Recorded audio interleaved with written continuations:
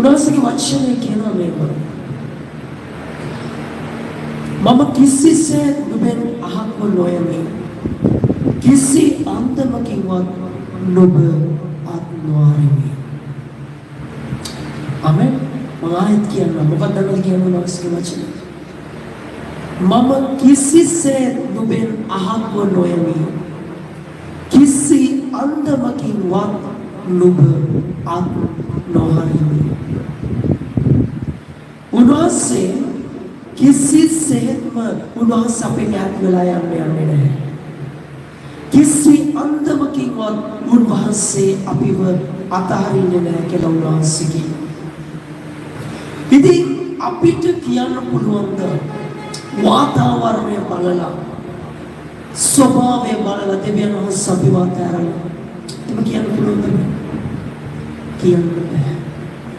දෙවියන් වහන්සේගේ වචනය අපි විශ්වාස කරන්නේ නැත්නම් උන්වහන්සේ දුන්නු පොරොන්දු විශ්වාස කරන්නේ නැත්නම් කියන්න පුළුවන් වාතාවරණය බලලා අයියෝ ස්වාමීන් වහන්සේ අපිට නෑ අපි අතහැරලා කියලා. නමුත් උන්වහන්සේ පොරොන්දුව දුන්නු තරම් උන්වහන්සේ කිසි විටකවත් ඒ පොරොන්දුව කඩ කරන්නේ නැහැ. ආමෙන්. ඉතින් ඒ නිසා අපිට කිසිසේත්ම කියන්න බෑ තත්ත්වය බලලා වාතාවරණය බලලා දෙවියන් වහන්සේ අපිව අතහැරලා අපෙන් ඈත් වෙලා ගිහින් කියන්න බෑ.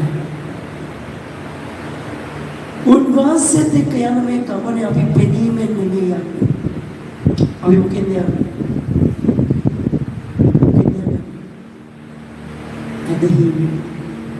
පෙනීමත් එක්ක ගමන් කරන අය දකින්න දේ තුල තමයි ශක්තිමත් වෙන්නේ.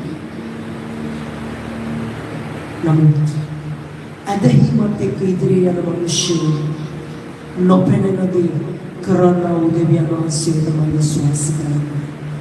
පැහැදිලිවම පෙනීමත් එක්ක යනකොට මිනිස්සුන්ට පාරවල් ඇරිලා තියෙන්න ඕනේ. එතකොට තමයි මිනිස්සු විශ්වාස කරන්නේ. ඇදහිමත් එක්ක යනකොට දොරටු නැහැ. කිසිම දෙයක් පේන්නේ නැහැ. මොහොත විතරයි තියෙන්නේ. නමුත් උන්වහන්සේ මොහොත ගාවට ගිහලා ඉඳගත්ම උන්වහන්සේ පාරවල් අරිනවා මොහොත මැදින් යනවා. ආමෙන්. උන්වහන්සේ විශ්වාසවන්ත දෙවියන් වහන්සේ. උන්වහන්සේත් එක්ක යන මේ ගමනේ පෙනෙහිමෙන් යන්න ගියොත් පෙනෙන දේත් එක්ක විතරක් යන්න ගියොත් අපි අතහැරෙනපත් වෙනවා. අපි වැටෙනවා. අපි දුර්වල වෙනවා. එතකොට තමයි කනස්සල්ල කියන එක අට ගන්න. නමුත් ඇදහිමෙන් යනකොට අපි වැටෙන්න යන්නේ නැහැ. පරදින්න යන්නේ නැහැ. අපි කනස්සල්ල වෙන්න යන්නේ නැහැ. අපි දන්නවා අපේ දෙවියන් වහන්සේ මොනවා කරනවා. ආමෙන්.